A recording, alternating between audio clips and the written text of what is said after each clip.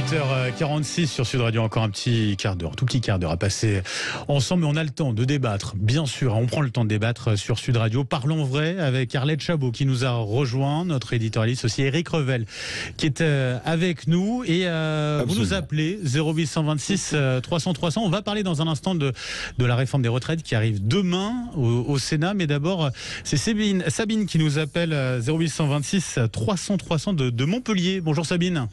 Bonjour messieurs dames. Oui, avec de la neige, je crois, du côté de Montpellier. Alors ça vient de s'arrêter, mais ça n'a pas tenu, ça tient pas. C'est juste un petit peu blanc, mais c'est joli, c'est très très beau. Voilà, c'est bien dommage. En tout cas, effectivement. Bon, vous vouliez pousser un coup de gueule, je crois, ce matin, là. Sabine. Alors c'est pas vraiment un coup de gueule, en fait c'est quelque chose qui a attiré mon attention l'été dernier et qui attire toujours mon attention actuellement. C'est que j'ai fait une descente de l'Allier en canoë toute seule avec mon compagnon pendant une semaine, l'Allier et la Loire, l'été dernier en juillet. Et j'ai constaté qu'il y avait beaucoup d'agriculteurs qui puisaient directement dans l'Allier, ce qui est peut-être se fait dans tous les cours d'eau, mais à des heures qui me paraissent quand même aberrantes, à 14h, à midi, à 16h, avec 38 degrés, en sachant tout ce qui s'évapore à ces heures-là, je trouve que c'est un non-sens. Également pour les piscines privées, je pense que maintenant il va falloir faire plus attention. Il y a des choses qui me paraissent aberrantes, que je pense quand même que je suis pas la seule à avoir cette réflexion. Quand même chez moi, vers Montpellier, on fait pousser du maïs et qu'on arrose à 14h alors qu'il fait 40 dehors, quoi. Donc je comprends pas pourquoi l'arrosage se fait pas déjà de nuit, à d'autres heures.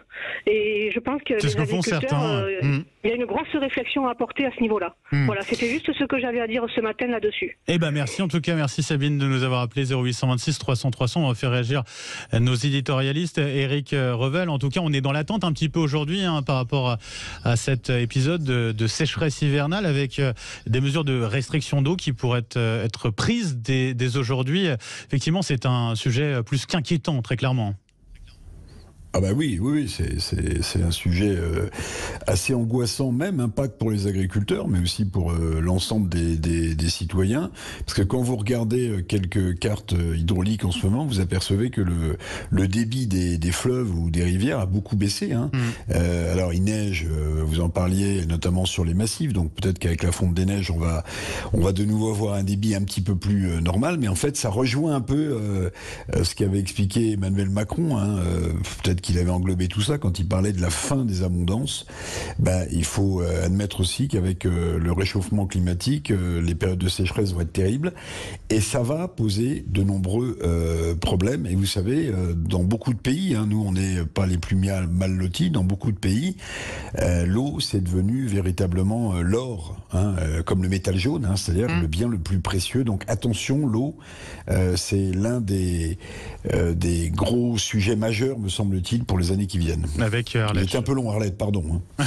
Non, tout va bien. Avec Arlette Chabot, ce plan aussi de sobriété en direction de l'eau, avec après le plan de sobriété qu'on a pu avoir sur les énergies, très clairement, il y a une volonté du côté du gouvernement de s'en saisir, quoi. Surtout une nécessité, il y a urgence. On est effectivement fin février. Et le gouvernement va lancer, Christophe Béchu, c'est vrai, le ministre en charge de la transition énergétique, reçoit les préfets aujourd'hui. Tout ça doit aller très très vite. Il disait hier, le ministre, que nos ressources en eau allaient diminuer de 10 à 40% dans les années qui viennent. Donc il faut effectivement, il y a urgence. Il y a urgence, on est incapable de répondre aux questions précises posées par notre amie auditrice tout à l'heure sur les réglementations. Mais c'est vrai que c'est la fin du gaspillage.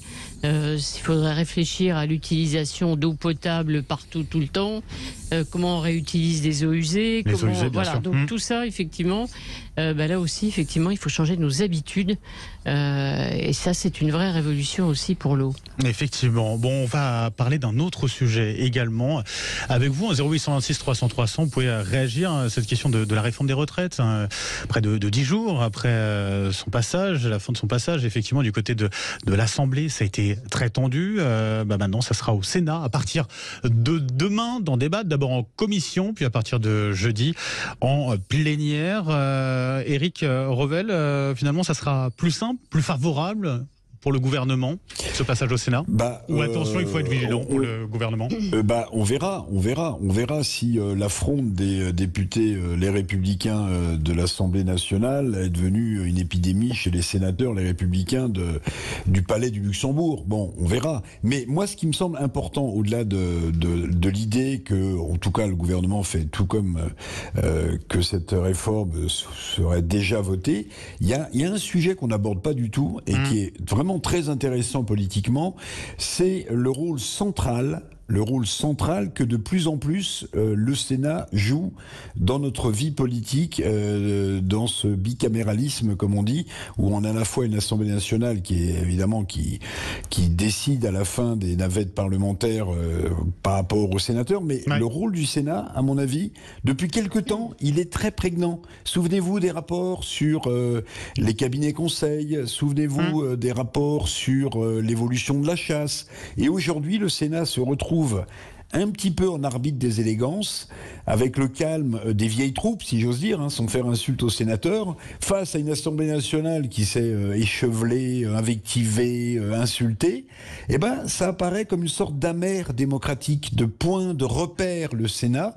Et c'est intéressant parce que régulièrement, la petite musique de « faut-il supprimer le Sénat ?»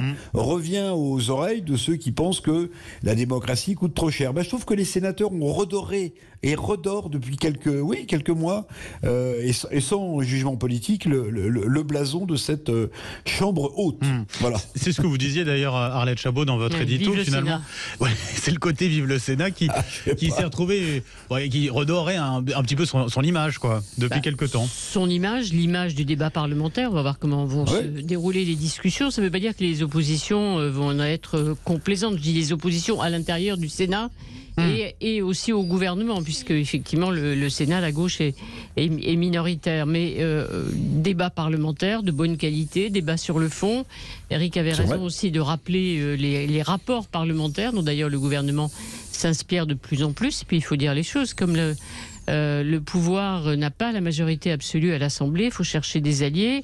Et évidemment, les alliés, ce sont les LR. Et comme les LR à l'Assemblée sont divisés, effectivement, il faut faire avec le Sénat qui va prendre effectivement une place importante. Il y a beaucoup de projets qui finalement, aujourd'hui, sont d'abord discutés au Sénat. C'était le cas pour les énergies renouvelables. Ce sera le cas pour la loi sur l'immigration de Gérald Darmanin. D'abord, on laisse la main au Sénat et finalement, le gouvernement s'en porte plutôt mieux parce que quand le texte arrive, finalement, les députés LR dont il a tant besoin peuvent pas dire non, on n'est pas d'accord et retoquer ce qui a été approuvé par leurs collègues sénateurs. C'est-à-dire, Éric Revel, que l'opposition constructive, réelle, elle est du côté du Sénat? Vous la cherchez du côté du Sénat?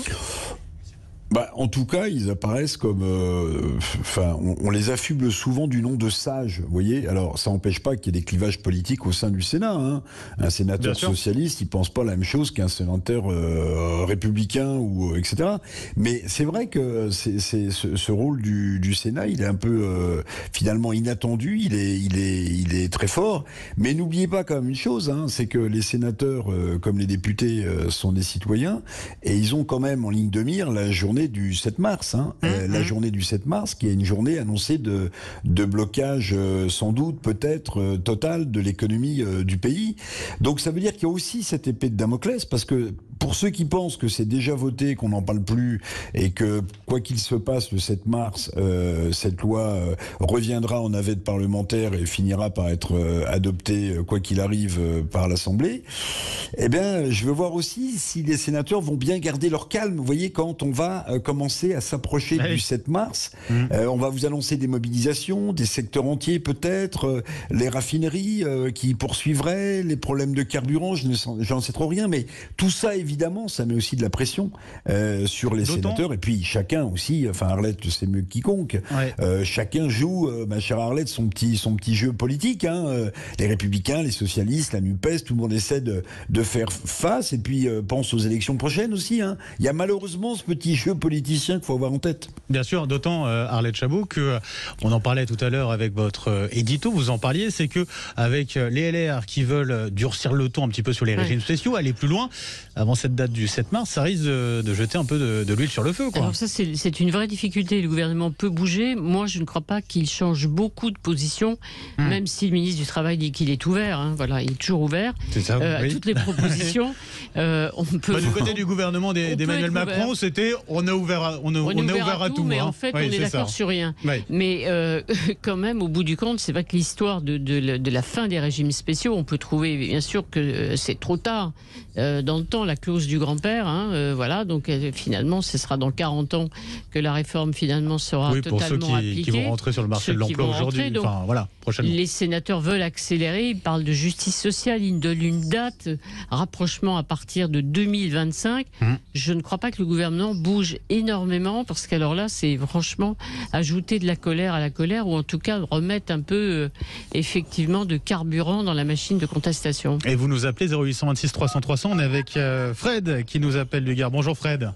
Bonjour tout le monde. Et bienvenue sur Sud Radio. Vous vouliez parler de ce sujet, de la réforme des retraites qui arrive au Sénat ?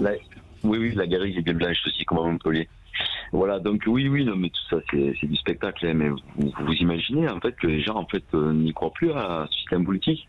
Bon, vous parlez, là, des sages, mais s'ils étaient sages, ces gens-là, ça fait longtemps qu'ils seraient partis de la politique. Ils font partie du système. Ils jouent un jeu et en fait ils vont faire croire que oui, ils peuvent pas s'allier aux extrêmes. Donc après ils vont faire le jeu du gouvernement et la réforme passera parce que leur but c'est de nous asservir encore un peu plus, que nous puissions pas profiter de cette retraite bien méritée d'une vie de travail. Donc vous les médias, vous faites le jeu en fait de cette vibration basse.